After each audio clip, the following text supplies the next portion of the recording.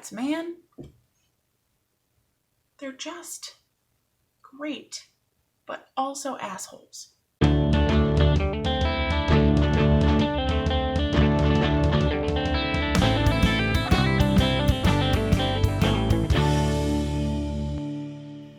Hi, welcome to Amber Unabridged.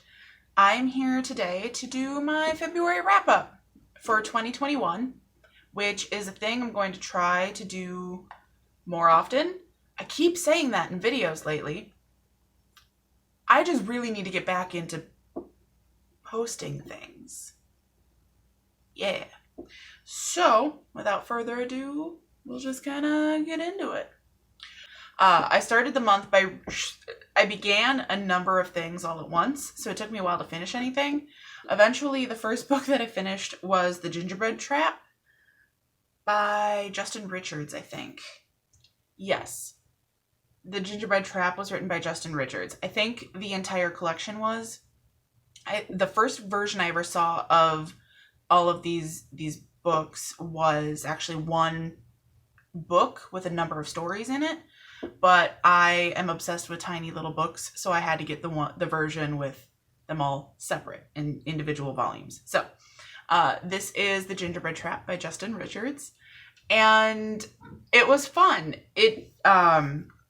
So it's basically a short story that is loosely based off of Hansel and Gretel. The whole collection is loosely based on various fairy tales and folk tales, but they have kind of a Doctor Who spin to them because the whole collection is called Time Lord Fairy Tales. So it's a lot of fun. I read this because I want to read a short story every day this year. I started out wanting to just do a short story every day this month, but I'm having a lot of fun with it. So I'm hoping that if I stick with this for the whole year, it will give me the chance to read more of my short stories, which will also give me content to film more Short Story Sunday videos. So it's kind of a win-win. I really enjoyed this book. It was cute. That's all I gotta say for that. The next book that I finished was Doctor Who Borrowed Time by Naomi Alderman. I really loved reading this. I love Doctor Who, if you are not aware. Actually, 3 of my 6 books for this month are Doctor Who books. So that was not intentional. But this is really cool. It involved borrowing time and needing to pay it back with interest, or pay back based on interest of interest. It's a whole convoluted thing. But some people get in trouble by borrowing time from these aliens, and the Doctor and his buddies need to step in and help them out because they got into some trouble. So it's good, timey-wimey fun. If you're into Doctor Who, you will like it. So highly recommend. The next book that I finished for February is We Were All Someone Else Yesterday by Omar Holman. I have a mad glare on this cover. I bought this book online from Button Poetry. I kept seeing advertisements for them on Facebook, and I was a sucker for the logo, and I just really wanted to give it a shot. I kind of went a little nuts buying books by Black authors in 2020. So I really, really enjoyed this collection. It felt more like poetic storytelling. I highly recommend checking this out if you can get your hands on a copy. It was really fantastic to read, and I would read more of his stuff. The next book that I read in February was Doctor Who Adventures in Lockdown. This is from the BBC. I don't know who the editor is, actually. Steve Cole edited this collection. So this is a number of authors who wrote short stories of Doctor Who adventures from various doctors. It wasn't just the 13th Doctor. So there's a bunch of doctors, a number of authors. It includes a couple of the a couple of the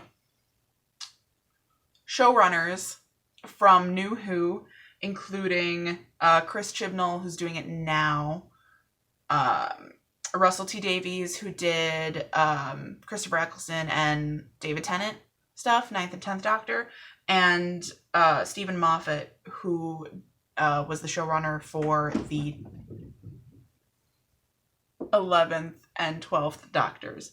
There's also a number of other... I can't even speak today. There's a number of other authors as well, including Neil Gaiman.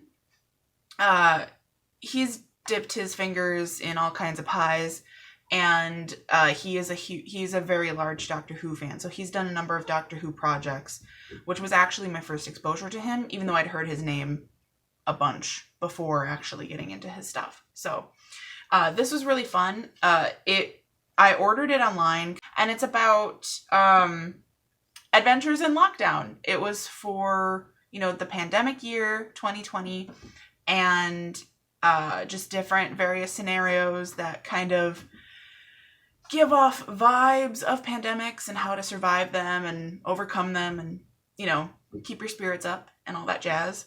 Also, the purchase of this book contributed to BBC Children in Need, which is right there. And what's ironic is that it only worked if you purchased a UK edition of the book. So I did, even though I'm in the United States. So I spent more on shipping the book than I did on the actual book. All right, so the next thing that I finished was the Fablewood anthology, edited by William Ward. This is a little bit larger. I'm gonna hold it back further. This is really cool. It's actually 13 complete fantasy stories. So they're short stories, but they're comics. So, you can see, just make sure I don't got any weird, just fun stuff. And there's a number of different, it's not internet appropriate. That isn't either. Different stuff. This is actually one of my favorite stories. And I really enjoyed it. It was a lot of fun. Some of the stories were not, winners. But a few of them I really did enjoy quite a lot. So this was really cool, and it contributed to me reading a short story every day. So did the Doctor Who Adventures in Lockdown as well. And then the final book that I read in February was New Suns, original speculative fiction by people of color, edited by Nisi Shaw. My cats approve. So this was kind of based off of a quote by Octavia Butler. There's nothing new under the sun, but there are new suns. So it's just, it's all speculative fiction. If you like speculative fiction, you'll enjoy it. I did a short story Sunday review of one of the stories from this collection, the Galactic Tourist Industrial Complex. Can never remember that name. By Tobias S. Buckle. It's the first story in this collection, and so I did talk about that in a short story Sunday video. I will link it down below. And I really enjoyed this. Actually, the last story in this collection was probably my favorite. But it was just a really wonderful collection. Some of the stories were really lighthearted. Some of them touched on some very serious subjects. And it just kind of explores everything in a really neat and unique way. And I really enjoyed it. So yeah, I would highly recommend this. Also, the introduction is by LeVar Burton, so can't beat that. So I never did a yearly goals video or anything, because the year started while I was still in my YouTube slump. So I figure I will just include some of what I'm looking to do in my monthly wrap-ups, which I'm so going to stay on top of. Definitely going to happen. And since I am tracking it in my reading journal, so I will share my progress as I go. In the month of February, I read 6 books. I read 6 books that I own, physical books, I should say. I did not read any ebooks that I own. And I'm saying I did not read any nonfiction because I don't consider poetry to be nonfiction. I didn't read any books in translation. I did read 2 books that for sure had authors of color. That was We Were All Someone Else Yesterday and New Sons. New Sons obviously had a number of authors of color. I didn't actually count how many, but it was like 20 something. So a few, but I'm just counting 2 for the sake of counting this. I'm thinking books that are by or include people of color. Haven't exactly figured out all of my analytics yet.